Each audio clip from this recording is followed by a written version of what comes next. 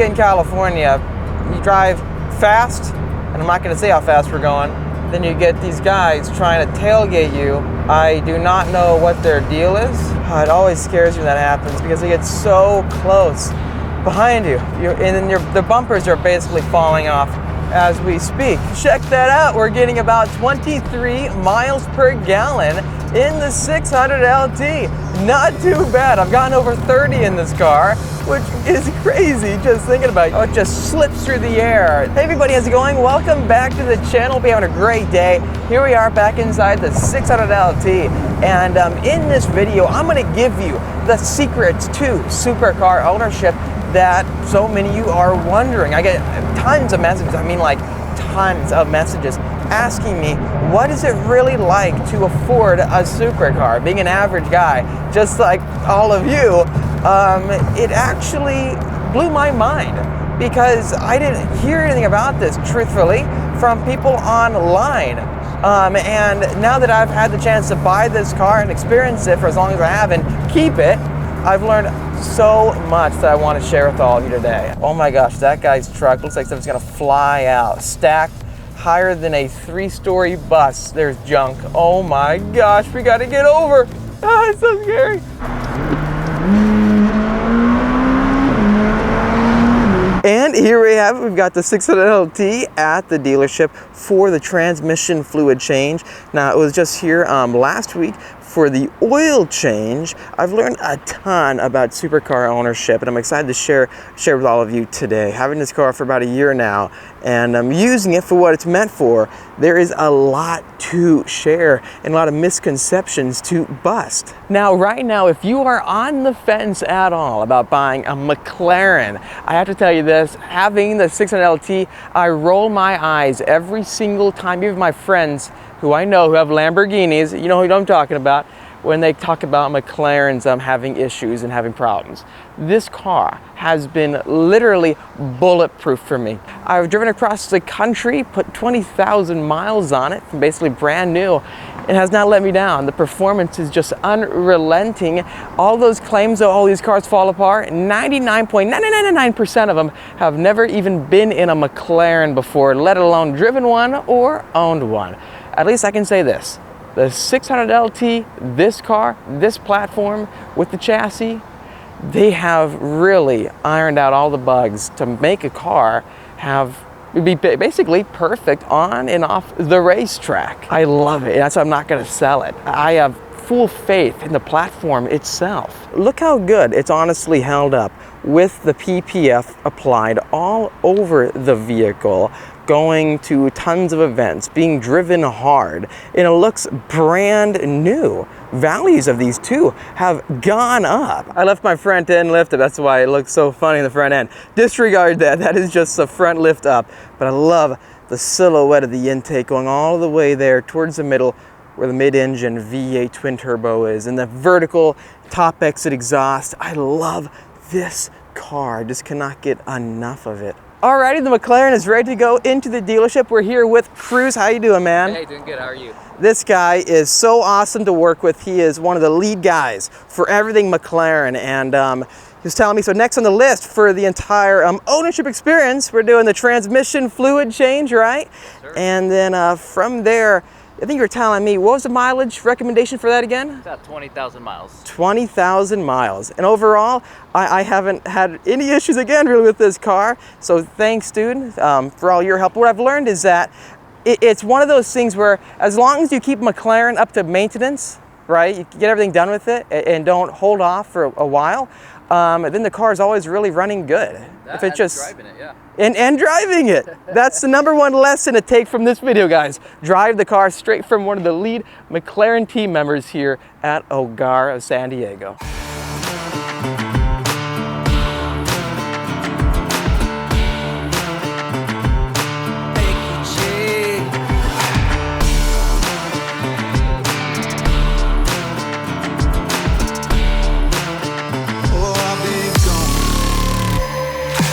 And flash forward, here we are. We have made it to the Mclaren dealership, or the exotic car dealership over here in San Diego, California, next to the coastline. But swinging by here since I dropped off the McLaren for that service. seeing these two Elvas. I gotta check them out now.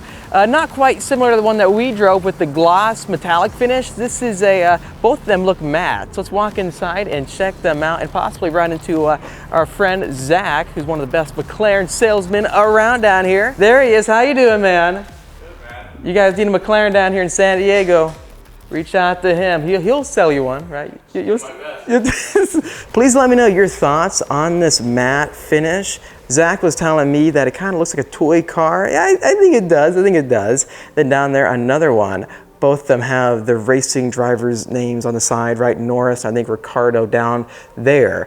But seeing this view of both the Elva and the Artura, what do you notice about it? Well, they share the same taillights, right?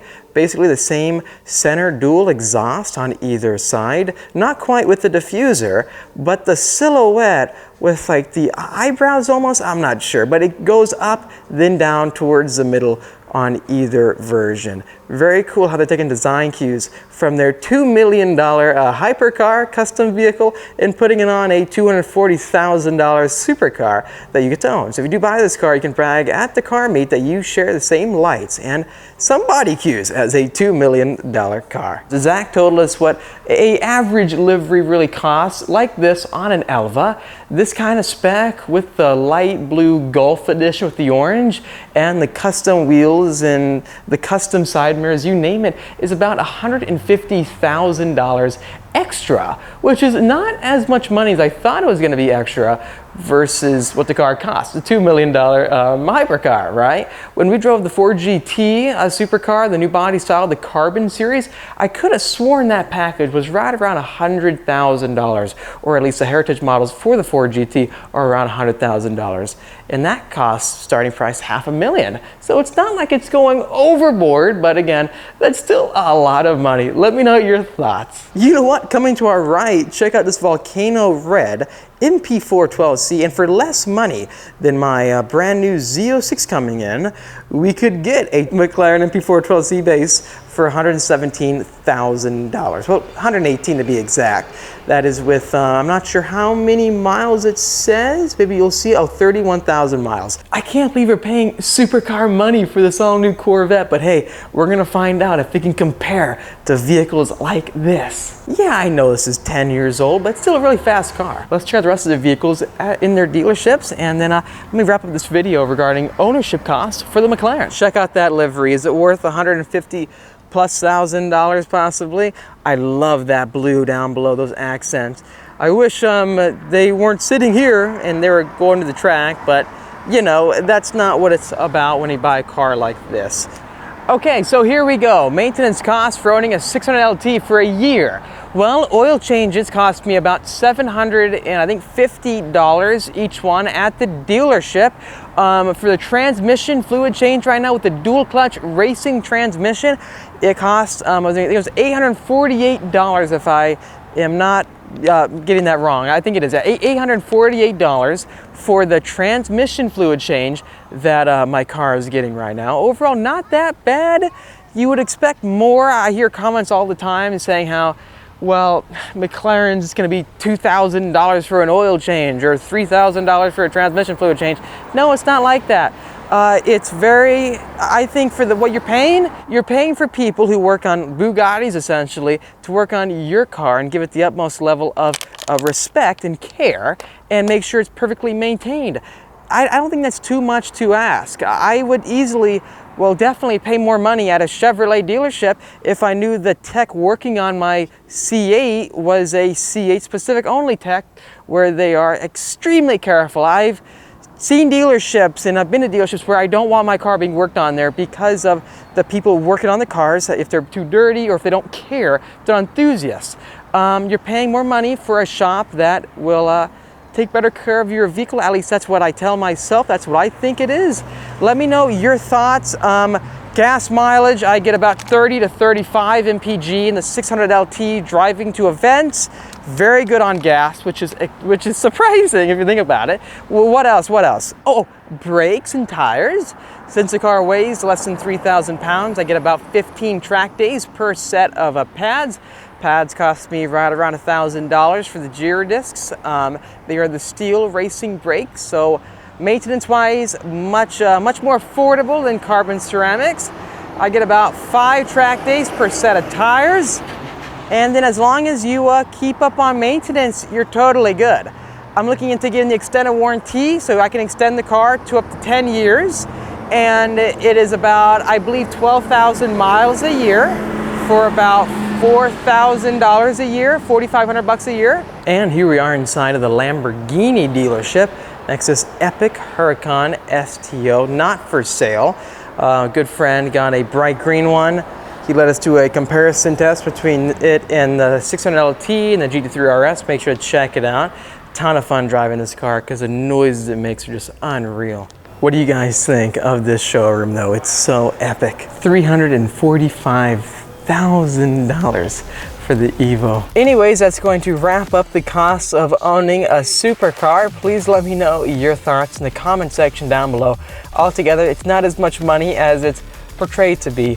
And Corvette dealers or other dealerships with these modern sports cars, they're charging close to that much for oil changes and other service. As long as you take good care of the vehicle, then you're all set. If you enjoyed this video, make sure to hit that like button to help me out and subscribe for much more great content coming out your way. I'll see all of you in the next episode.